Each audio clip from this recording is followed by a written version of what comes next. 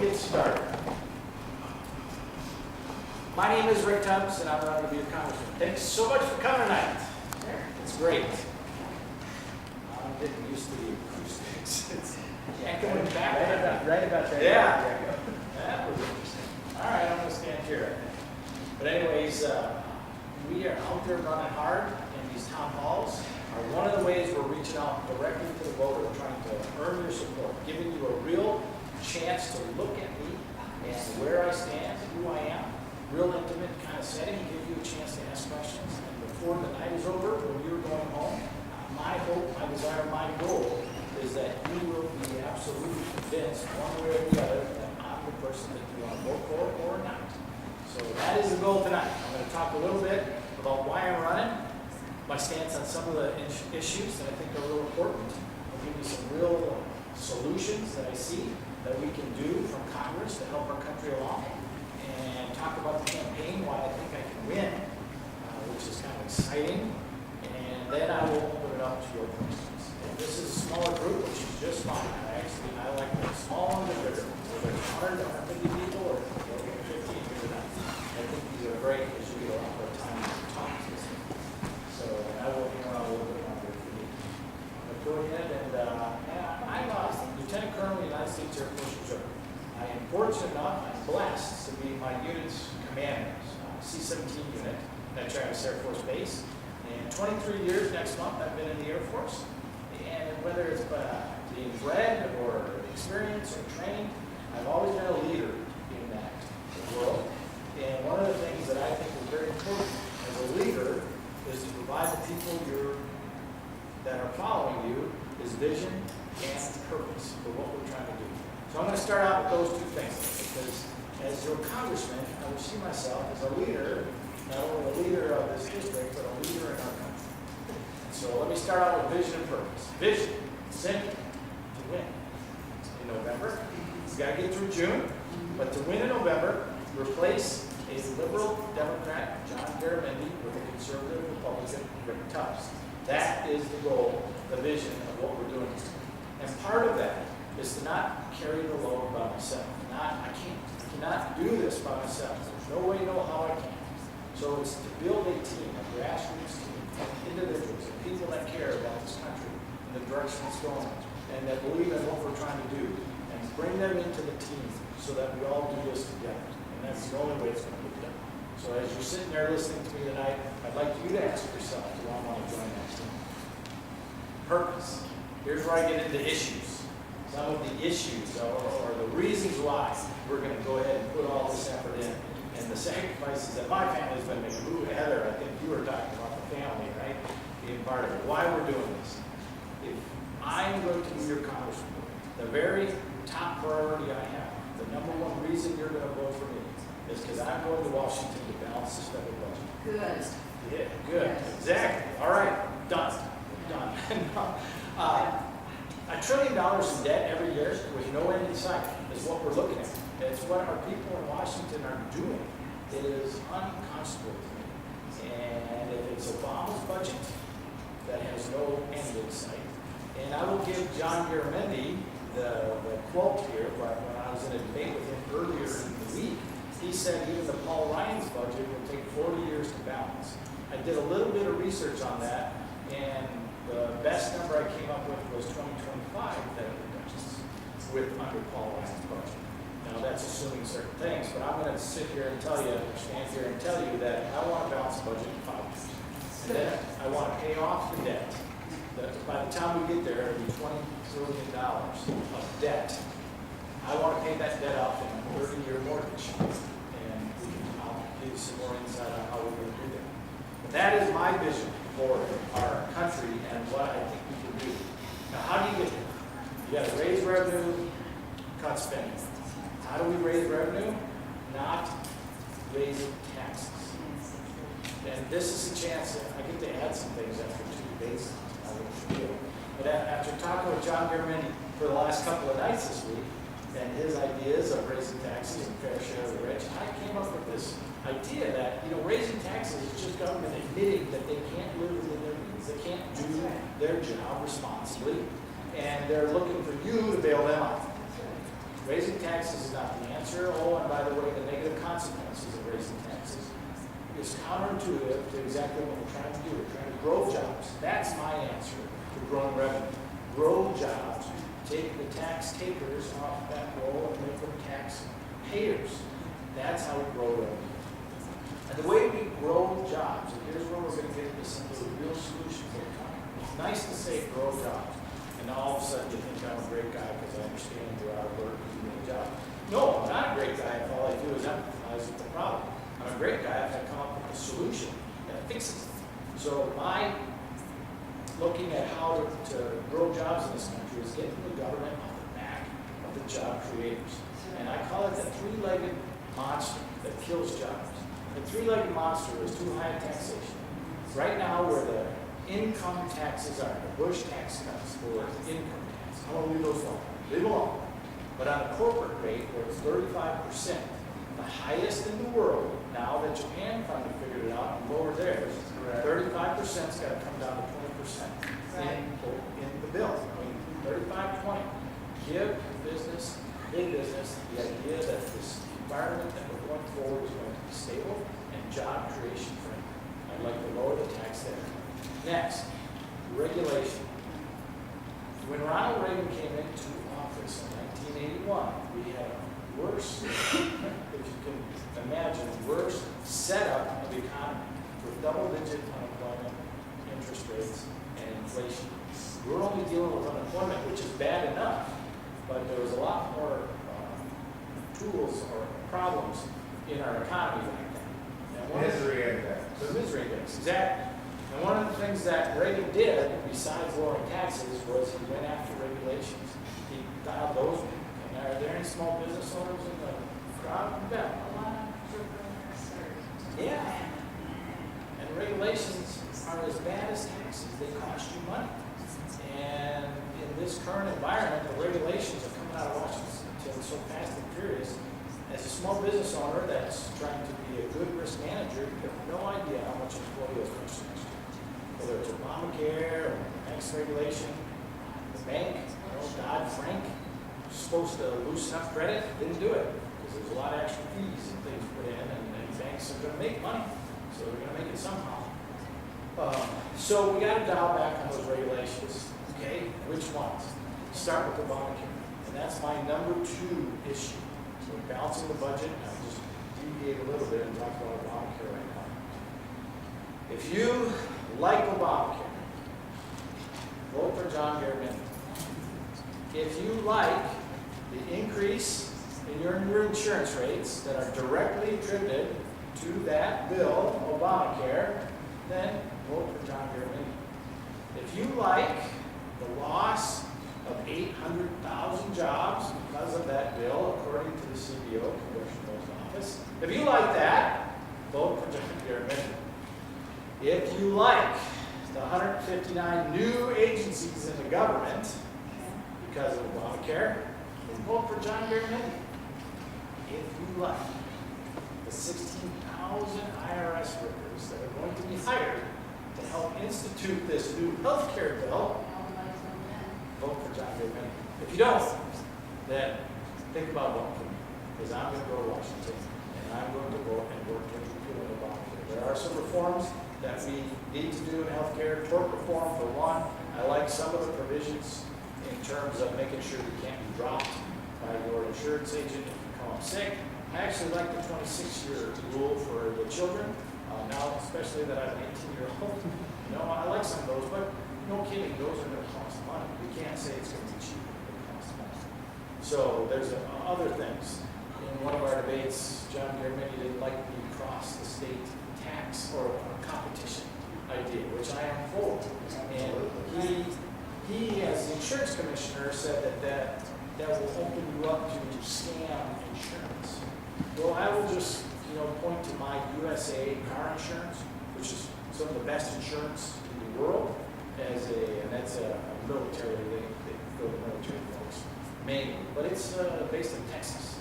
And I'm very happy with that car insurance. I've had it used a couple times. They're just fine. And that is what regulation is for, is to make sure that we do not allow those kind of scam insurances. We put that regulation in there to make sure it doesn't happen. So cross-state competition is another thing we put in healthcare reform and after replacing Obamacare. Okay, that's one regulation we need to get rid of right away. And it'll save a lot of jobs. It'll let the business folks know, the job creators know that we're serious about helping them out, creating an environment for them to grow jobs. Another good example I'll give you is the ADA, the American Disabilities Act. A wonderful regulation.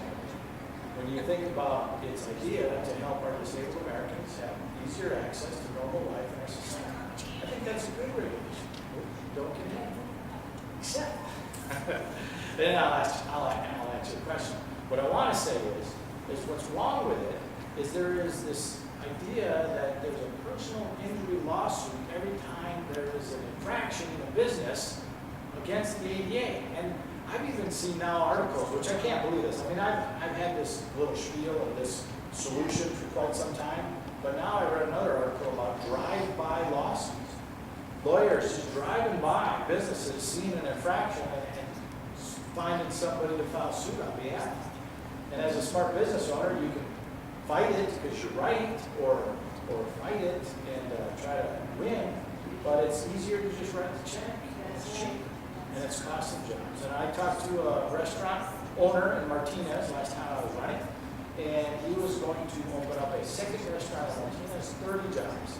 And he said I was hit with an ADA lawsuit and another lawsuit that I'll talk about in a second. And because of those two lawsuits, he lost all his capital and was not able to open that second restaurant. 30 jobs lost, thanks to the way these regulations are being implemented. Is that what you were going to refer to, sir?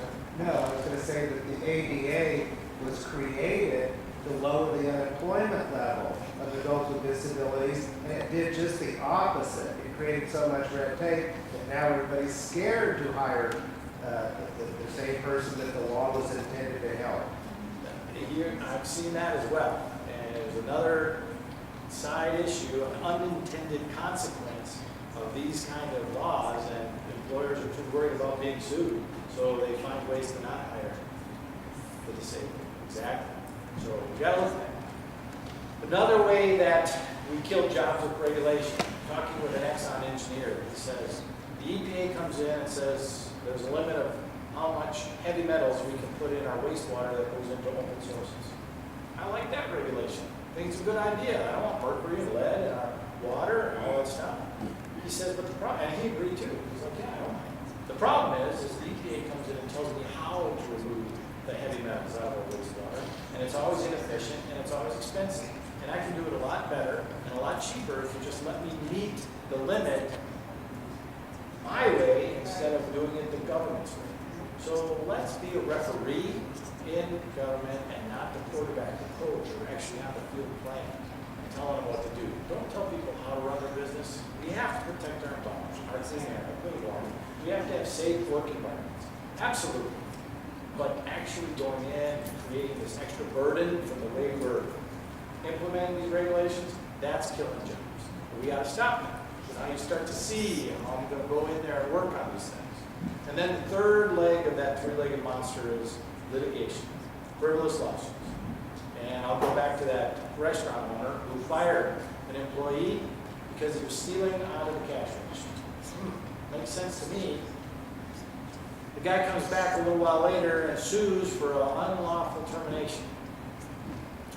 The restaurant owner talks to his lawyer. The lawyer says, oh, yeah, you'll have this dead to rights, no problem winning this. However, it's going to cost you $50,000 to $75,000 to go through this lawsuit, so I suggest you just offer him $25,000 to walk away. Frivolous lawsuits. So how do you deal with it? Okay, now we're all mad, right? Okay, Rick understands it's horrible, but I'm not. Yeah, thank you. I'm done. I'm just going to let him talk. Loser pays. Exactly.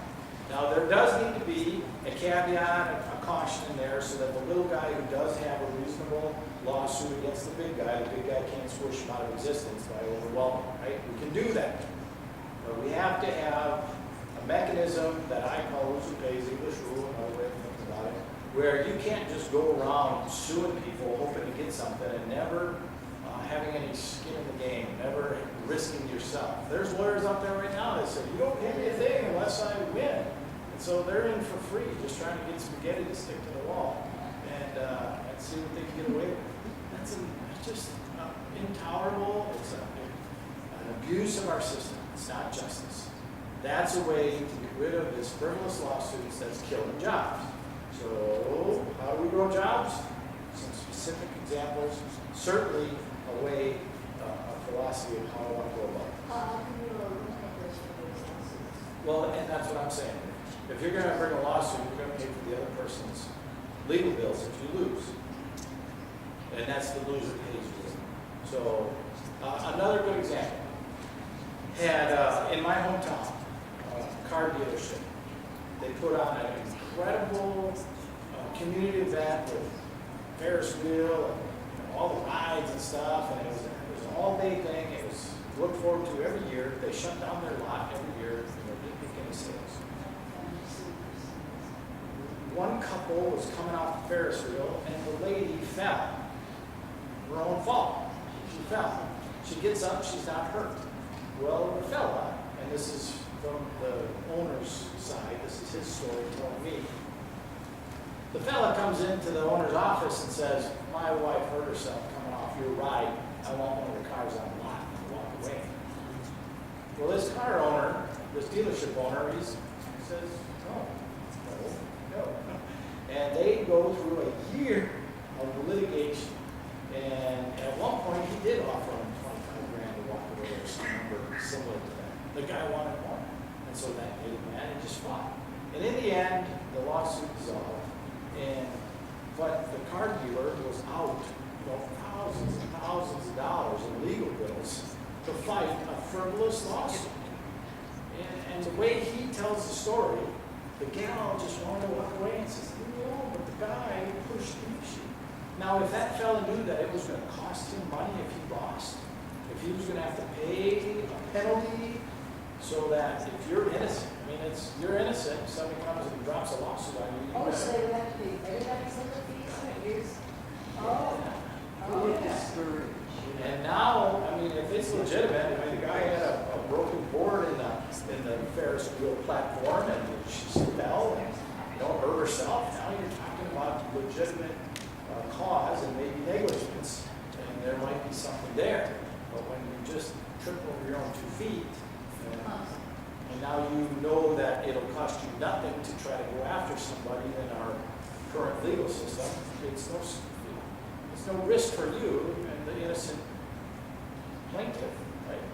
So why don't you have a system that goes after the attorneys that represent these? Well, now you're really getting up there philosophically, right? Kind of a malpractice for attorneys. Yes. Yeah, I play with some of the ideas on how to get at it with the attorneys. And one of the things is, doctors swear they'll do no harm. How about a lawyer swears that he's loyal to justice instead of winning? That's an idea. I don't know how exactly it goes from here to there, but I think you're onto something by... Does the insurance tell you God in the case that we do this? Yeah, We'll get a settlement. peer review as a pilot, Have any states adopted the pay, loser pay? not that I'm aware of. We write that into a lot of our contracts, by the way. Yeah, that's good.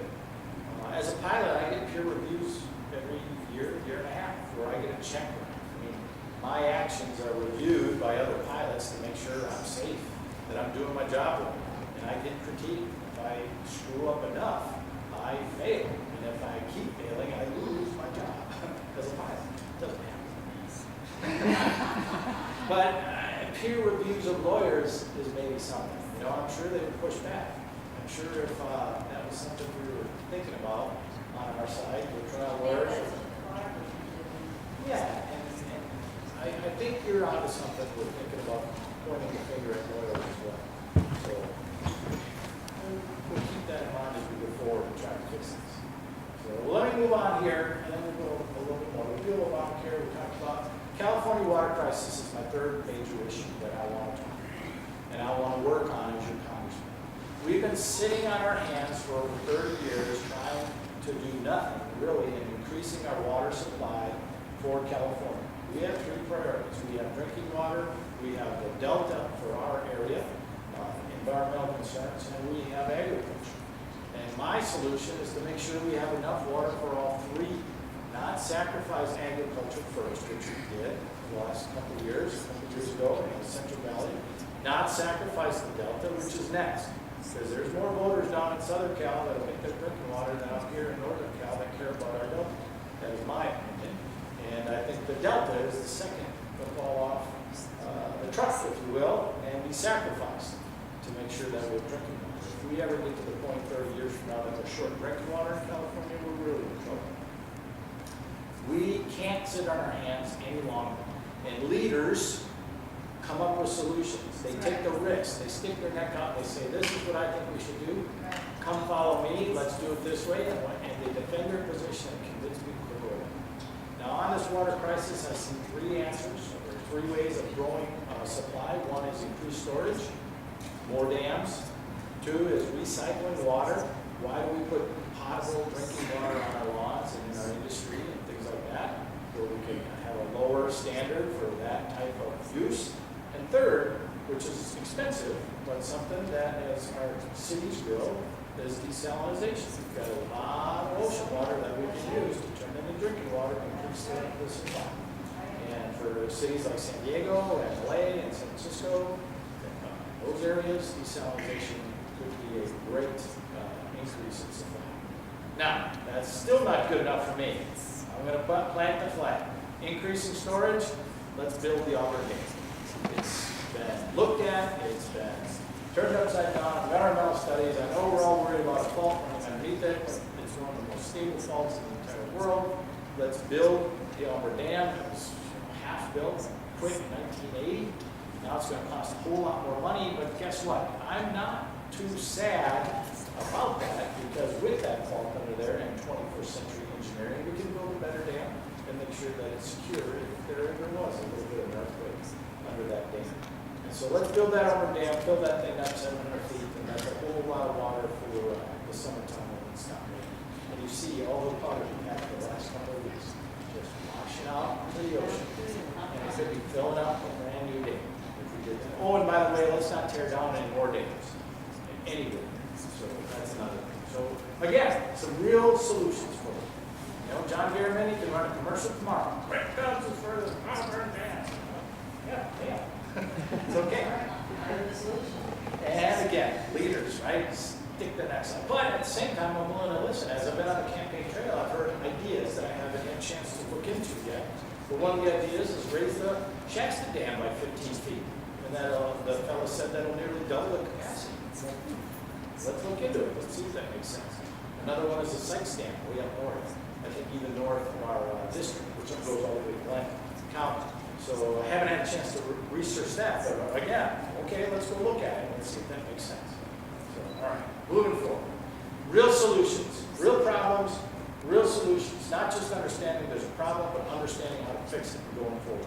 That's the kind of congressman I'll be for. Okay, next slide. Buddy, here's the district. Here's what you're a part of now. CD3. I live down here in Vacaville. We got about half of Solano right there. And we have just a touch of Sacramento and El Toro and Rio Linda. Coming up here, we have all of Yolo County. All my friends in Davis are part of this district. I was going to say, I do have a lot of friends in Davis. And Woodland, of course, Winters, Asparo, all those good places up there. Now, the more red this is, the more Republican they vote, so you kind of understand the graph. So now we include all of Yuba, Sutter, Colusa, most of Glen County, which are real solid Republican voting. That was Wally Herder's area before, a little bit longer. And then Lake County, another small county on the side, is only about half. What's that? Yeah, about half of Lake County as well. So 8 counties in all. And like I said, it's got all of Yolo County in it. Solano County, even though it's only about half of the county itself, is the anchor to this district. The most voters are down there. There's 126,000, give or take, registered voters. Yolo County's next at 80, and then all those other counties, the pieces of them we're talking about, even single digits in some areas like Colusa to low teens of thousands of voters. So Solano County really is the battleground, if you will. We've got to win votes everywhere to win, and we certainly will. I've been all over this district winning votes. But my hometown, my backyard, in Solano County is where this thing's gonna be won or lost, in my humble opinion. Now, where this district was in 2010, if CD3 was a district in 2010, its registration is 42% Democrat, 33 Republican. Now, that may sound like it leans Democrat, 9 points, but my last district was 59% Democrat, 20% Republican. I'm liking these numbers a whole lot more than the last time I faced, right? What's that DTS? Decline the state, 20%. Independent, decline the state, either Republican or Democrat. You ran in 2010 I did. against? George Miller, if you know who that is. Yeah, Yeah. crazy. But this district, even though it leans 9 points, Democrat, it actually voted for Carly Fiorina over Barbara Boxer by 1 point. Yeah, that's a good problem. Now, Meg Whitman lost. Governor Brown. So it does depend upon the candidate, how they won. Now, coming down a little bit more, if this was a California Assembly district, the Republican candidates beat their Democratic opponents by 6 points. So it's good.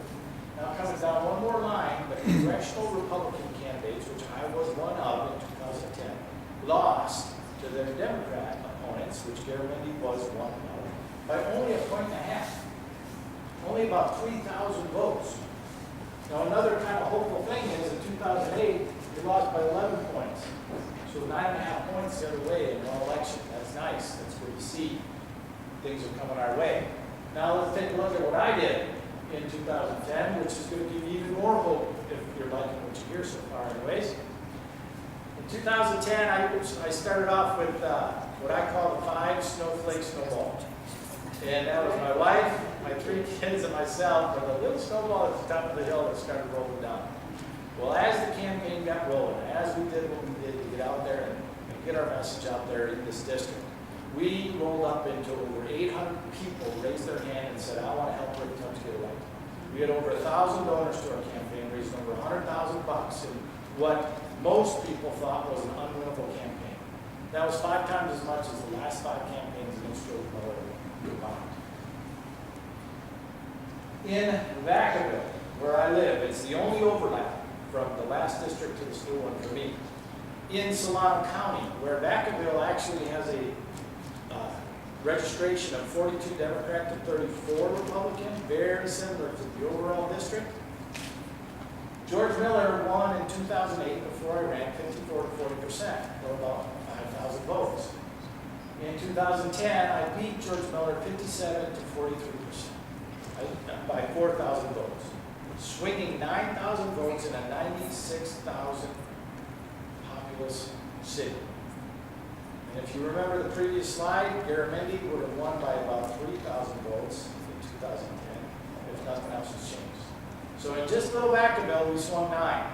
Now Fairfield, another big town in Solano County, knows me just as well as Vacaville. And a funny story I like to tell is my boss in the Air Force, he came from the Midwest a couple months ago now, about 4 months ago.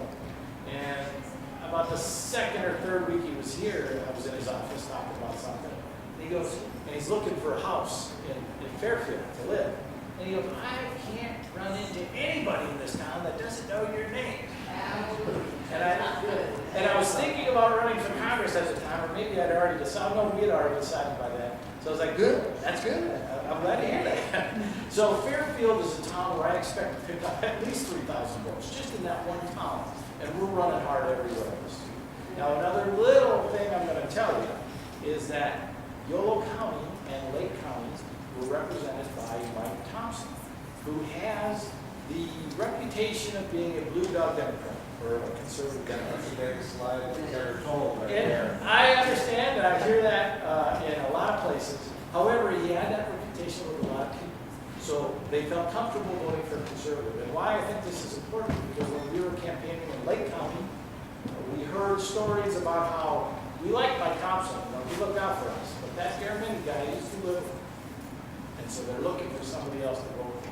And it reinforced my theory that that conservative versus liberal will win some votes when this is such a razor thin election already. It's going to win some votes. So I'm feeling pretty good. Yes. I'm going to comment on your conservative.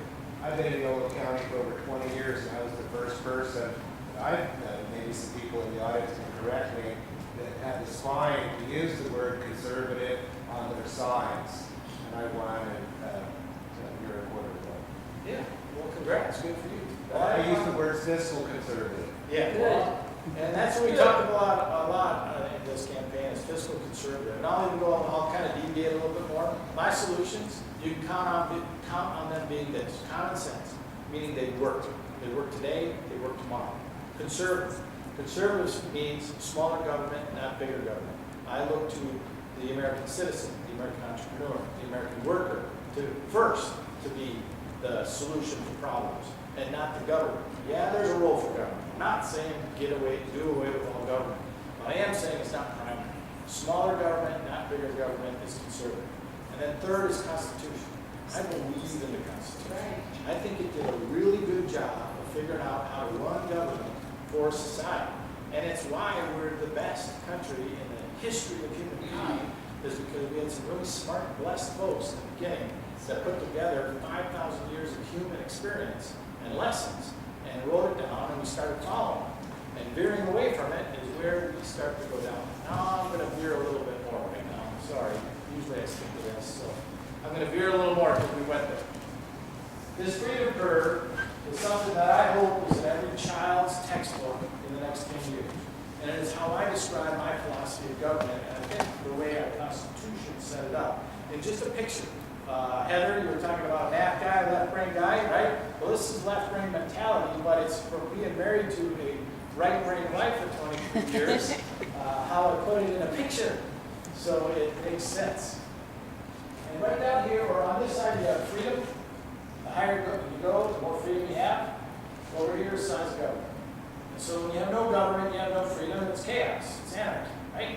You need some government to protect your rights and order society, to have more freedom. And then you get up here where we have the least amount of government for the most amount of freedom. That's right here where our Constitution goes. That's American-style government, American-style freedom. The kind of freedom that gave us this great country, the opportunities, the prosperity, the chance to be our own leader of our destiny and to take advantage of what's out there and become great. Now, unfortunately, as you continue to grow government, you start to lose your freedoms. So you have plenty of governments like Cuba, Venezuela, China, that are lots of government, not much freedom. You come up the curve here, you start to get into the socialist democracies of Europe. This is not America. This is the way they run things, though. And while Europe is having a lot more problems than we do. And again, unfortunately, I think we're somewhere right here, on the backside of the curve, going the wrong direction. And a promise I'll give you, and I'll give you very few, because if I give you one, it's something to make sure I follow through on. A promise I'll give you is that I will never, ever vote or write a bill that takes us further the wrong way on this curve. That is how I will look at legislation, how I will look at government. I will put it on this curve. And if that bill's taking us this way, I'm going to try to push us to the top as far as I can go. But if it's taking us this way, it's got a chance for you to vote for it. If it's pushing us that way, no way am I won't vote. It's got no for your congressman your toes. I want to be on top. I don't want to be sliding towards the bottom. Okay, you had something up. Well, I just wanted to know, and I read this all the time, how is it you're going to resist, though, the establishment back there, the older guys? Let me finish. We got to vote for this. Right. Let me finish this part, and I'll let you ask that question first, because it's a great question. I love the answer. Sir? Back over here, how Rip Tubbs can win. The Santorum dropping out, how is that going to help you? Oh, that'll be the second question. Let me get through this, and we'll come back. Okay, so with the 9,000 vote swap in Vacaville, a 3,000 distance or a 3,000 gap in the CD3 to C, I'm very hopeful about getting through. We'll get through the primary, but very hopeful about what we can do in November. Okay, now just a little bit about me. I've told you a lot already. Christy and I have been married for the 23 years, May 28th, 23 years. In that weekend we were married, I was commissioned in the United States Air Force and graduated from college, all at the same time. And as a fiscal conservative, my family from Wisconsin couldn't come out to us, so we did it all one weekend. We did it one weekend. Yeah. And at the same time in the Air Force, I spent 5 years in Texas. That's where we started out. My daughter Holly, who's 18, she was born in Texas. Then we came out to Travis Air Force Base, lived in Vacaville in 1995 with Luke and Audrey. Where'd she go? She's over there. They were born at David Grant Medical Center, which is one of the best hospitals the Air Force has. And we've been living in Vacaville ever since. I left active duty in '98, went to the reserves at Travis. Was picked up by United Airlines, and I fly out of San Francisco in 1999. It was a great time of life. I tell you, I was making good money in the airlines, had some extra time. My wife and I started a small business, property management development. So we have that background as well. Unfortunately, in 2003, while I was standing in a cutout subfloor of one of the apartments we were fixing up, and my wife was over there handing me tools because she didn't know how to use them at that time. I got a phone call, Major Tubbs at the time, you're activated to go to war, you know. So I left it to my wife and my kids, and I went off to war. And so that lasted about a year. She learned how to use a lot of tools in that time. But it was just too much, and we ended up selling it because the Air Force kept me, and I stayed on active duty for 7 years fighting that war. And it was voluntary for the last 5. But I left that to run for Congress in 2000. I started in 2009. So I volunteered to come off full time. And in that process, I did a lot of great things. I have loved my military career. I've flown jets all over the world. That's mainly what I've done, C-5s for 10 years, and now I fly the incredible C-17, which is our newest and greatest jet. It's smaller, but I'll tell you about it. It's just so much fun compared to the airline because you can do this and it's a big airplane. Anyways, I did some budget officer work out at Pacific Command Headquarters, the largest headquarters we have. They balanced a multi-million-dollar budget that was way overspent by a colonel who couldn't say no and didn't know what he was doing, and it was given to me and said, Major Tubbs, fix this. Save this guy from going to jail. So we were able to do that. And that's really where I cut my teeth on federal level budgets, learning the different pots of money, the rules, and all the ways to save and waste and all that stuff. And now as a commander, I have nearly $20 million under my belt that I balance every year because it's my job. And I will do that. That is, like I said, my goal. I have served in both Iraq and Afghanistan wars, done a lot of flying. Those are some cool stories at another time. And 13 years, I've flight the Airbus since. I have a mathematics degree from Fresno State. I've done a lot of military education that doesn't necessarily count in the civilian world, but it certainly counts in the military world. Where a lot of cool strategic thinking. And I have never held elected office. Hopefully, the most enduring quality that you may find in me today. And that's it. I'm going to go ahead and open it up for questions at this time, and then I'll wrap up at the end. And I did take a little bit more than 20 minutes, but it's not so let's go with your question first. How do I not get sucked in to the problem, right? I mean, part of my biggest reason I'm running is because I don't think they're doing it right up there. And I'll throw a Republican under the bus as fast as a Democrat. That's right. My Republicans, while I was out fighting the war, were spending money like Democrats. The problem is the Democrats got in charge and up to 3-4 times, right? Even worse. So, how do I not get something? One more quick story. I love this story. I tell it all the time. We came away from one political event early on when we started running the first time. My wife says to me, she says, why are we doing this? It's just, I don't like those people. I don't like being around those people. I don't like talking to those people. Why are we doing this? And I go, well, dear, that's exactly why we're doing this, because those are the kind of people that are running the show and screwing things up. So we got to get them. We got to get them. And how do I not get sucked into it? I read a great book by H.L. Richardson, a state senator from California, called Confrontational Politics. It had a different theme, but one of the points in his book was something called peer shift. Right now, I'm hanging out with you. I'm listening to your questions. We're talking to each other. I'm being influenced, and I'm accountable to you. as I go to Washington, now I'm hanging out with the big boys and girls, right? And they're having influence on me, and I'm accountable to them. I'm not as connected to you, so that I shift over there. Well, there's a couple reasons why that's not going to happen. Now, don't get me wrong. As I was a second lieutenant, I looked at the world a certain way. As I was a captain, a major, I learned some things. I became wiser. Now that I'm a lieutenant colonel and a commander, I certainly understand things better. However, you don't lose your principles. You don't lose your morals. And there's a couple of things that are going to make me different and why I'm not as vulnerable to peer shift as maybe some of the others. One is I have no establishment support right now. I am not beholden to anyone. There is another Republican in this race called Kim Dan, her name is Kim Dan, who has all the establishment support. She's a 36-year-old Colusa County supervisor. She had 511 votes in an uncontested race in 2010. I received 57,000 votes in a losing battle against George Miller. However, they chose to back her because she's raising all kinds of money. I think she's a good gal. I don't think she's a bad person. That's not what I'm trying to say. What I am trying to tell you is I have no attachment to our Republican establishment. They're not backing me. Although they like me when I talk to the big boys and girls. They like me. They think I'm a great candidate. They like what they hear. They like my experience, all that good stuff, but I don't have the hundreds of thousands of dollars, which I don't need. I'm a fiscal conservative. I can run a campaign on tens of thousands, not hundreds of thousands of dollars, and do quite well.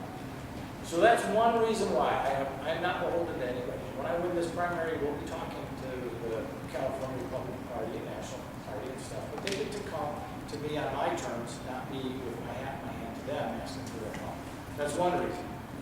Another reason is I have been that leader. I plan on going to Washington to be a leader. Oh, I know how to play nice with people and get along and be a teammate. The Air Force has taught me that as well. But I am not going to just toe the line. Last summer, when John Boehner, our speaker, was negotiating with trying to raise the debt limit, and he was going after all the cuts he could go after, which I applauded. Great, we need to cut. But the Democrat Party, they're geniuses on showing the Republicans as just horrible people. They even came up with that commercial of throwing Brandy off the cliff in the wheelchair, right? Yeah. Painting us as these evil ogres that just want to cut your benefits and your support. And what they did was they offered this tax loophole because Boehner's position was no increases in revenue, only cuts. And so the Democrats offered this, hey, we want you to get rid of the tax loophole for corporate jets. Those rich people, corporate jets, give us at least that and compromise. No, Boehner said no. I would have been in John Boehner's office saying, a conservative principle is leveling the tax code, is getting rid of those 20,000 pages and making it simpler. We shouldn't be picking winners and losers from government. Give it up, take it away, and get more cuts. That's being a leader.